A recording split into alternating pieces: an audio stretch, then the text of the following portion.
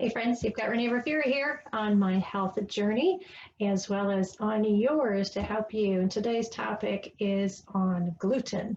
And today I want to talk about how to avoid having that in your foods, as well as if you were like me, you might have felt overwhelmed once you heard about from the doctor that you had an intolerance or an allergy to it, and you want to know how do I redo my pantry and how do I even know where that stuff is at? So I want to chat with you a little bit today to help you save some money, hopefully, help you save some heartache, and help you save some time in doing some research and bring you some info about gluten. So first of all, what is gluten? Gluten is a protein that is found in wheat specifically, as well as other grains. And gluten, what it does is it helps maintain the food's shape, or it acts like a glue that holds the ingredients together and to hold the package together. Whatever it is that's being made, it's holding it together to look cool, in a cool shape. But basically, if you think gluten, glue, GLU.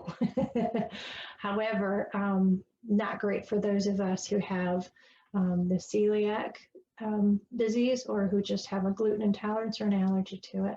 So when I was first diagnosed, went to a doctor, and when he had said I not only had it, but it was also affecting my brain, that it was in my brain, he said, from this point on, you do need to avoid it, Renee. It's in my ear, it's in my brain, and elsewhere. And so I went home and let my husband know, and our first reaction was, we need to get rid of everything that has gluten that I know of. And at that time, I wasn't educated on gluten.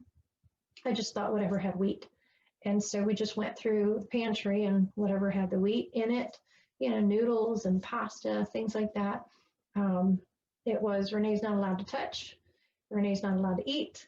Eddie will have to do all the eating, or we give it away. So we ended up pulling all of that out of our pantry and our cabinets, and we gave it away. And then I thought, well, I'll just go and buy stuff to replace it. And excited because I got to try some new foods, went and bought them, brought it in. And unfortunately, we literally had to do an overhaul of our pantry about 4 times until I was fully educated on what I really needed to be avoiding. Because I did not know from the very beginning there were other names to gluten on ingredient lists of food, packaging, and processed foods. So once I got that education, I understood more of even what is put in spices, what's put in medication, what's put in your personal care. But today is only going to be chatting with you about just foods, okay? So common foods, and I'm actually going to go through a list so I don't forget any, but common foods contain gluten. It's barley, bulgur, couscous, kamut, oats, if they're not specifically gluten-free. And the note about the oats is oats are usually grown near a field of wheat. And so there is a cross-contamination that happens. And so those wheat, the gluten that's within that wheat can pass over towards that oat and get on it. So you definitely, if you do choose to eat oats, get the kind that definitely says gluten-free and a trusted brand like Bob's Red Mill. Other things that have that are known as gluten is rye, semolina, spelt, triticale, wheat, and wheat germ. But then there's also common foods that may contain hidden gluten, and that's artificial coffee creamer, beer, bouillon cubes, broth or stock, candy, lots of candy has it. There's even certain ground spices.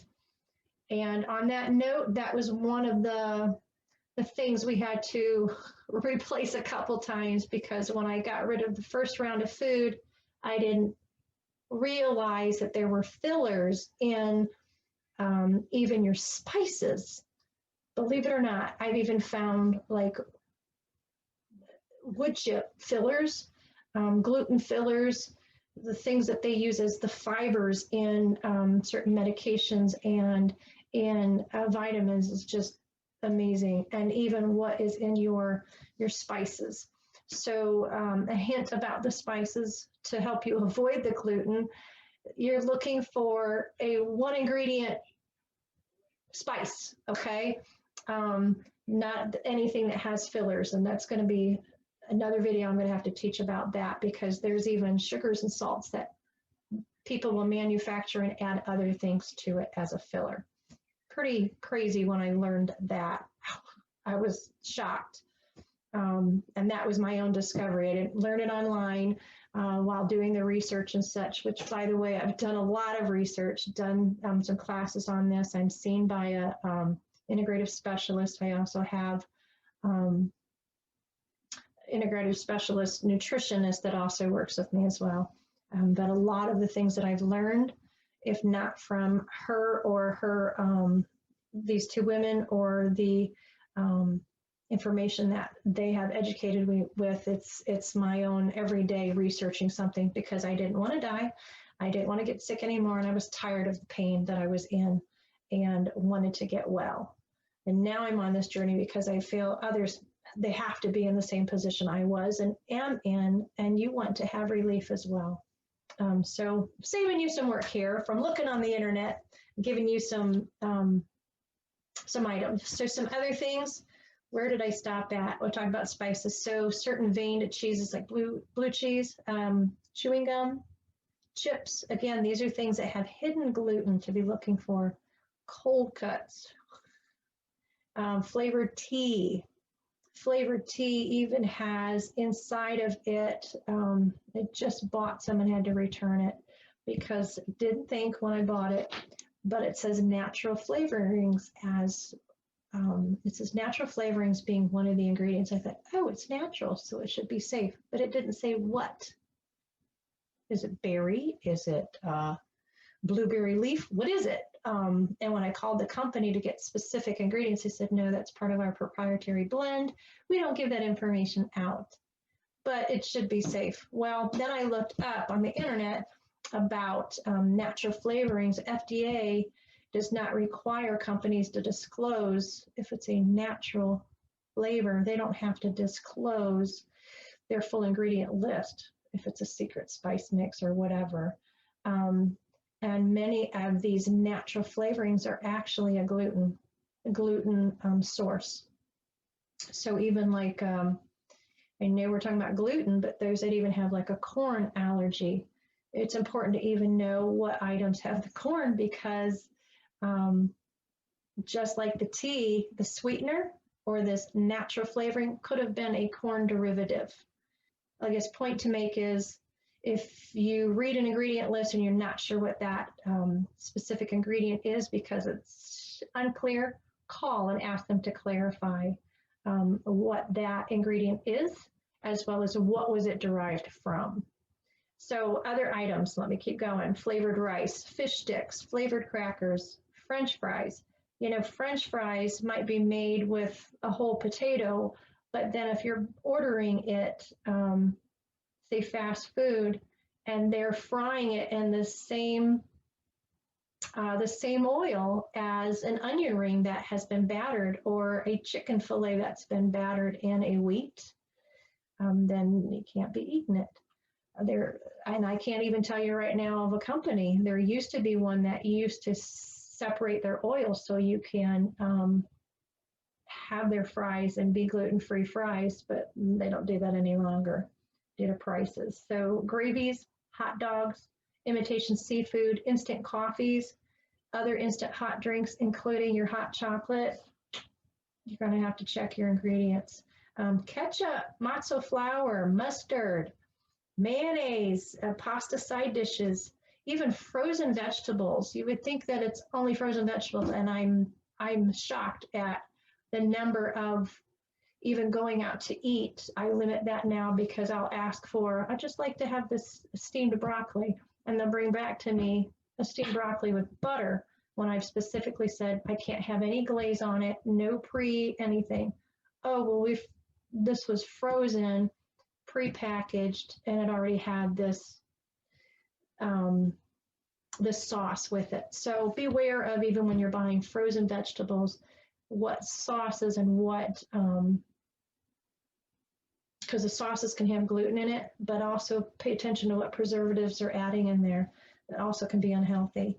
Then nuts, roasted nuts, pickles, soy sauce, salad dressing, self-basting turkey, because those actually have like a powdery form to it, which is a wheat, like a flour that helps it to get the crispiness. Soy teriyaki sauces, baked beans, tomato sauces, vegetable cooking spray, veggie burgers, vodka, and wine coolers. And then that alone is just common foods that could have hidden gluten in it. And even roasted nuts, yes, nuts might be derived from themselves, natural, but they've been processed. If you look at a lot of the nut packages, they will say they were processed in a manufacturing plant or on a belt that was processed with soy, wheat, and dairy. And so you have to avoid those as well. Makes it a little bit harder, yes, when you're loving nuts, but you can find that. The other thing to know about labels is just because something is labeled gluten-free does not mean it has zero amount of gluten in it. The FDA does not limit fully how the labeling is allowed. So our labeling is very different from other countries. Shoot, I forgot Australia. Australia has a much better labeling process, I have been told. But just because gluten-free is on the label means that there is an allowable amount. There's a certain allowable amount that can still be in that package. So you want to check that. Just don't take it for its name of gluten-free. And then other things that are labeled wheat-free does not mean it's gluten-free, because gluten, again, can come from other forms of grains, like I listed at the beginning. So keep that in mind as well with your labels. Anyway, I hope this was helpful, and you guys have a great day. Bye.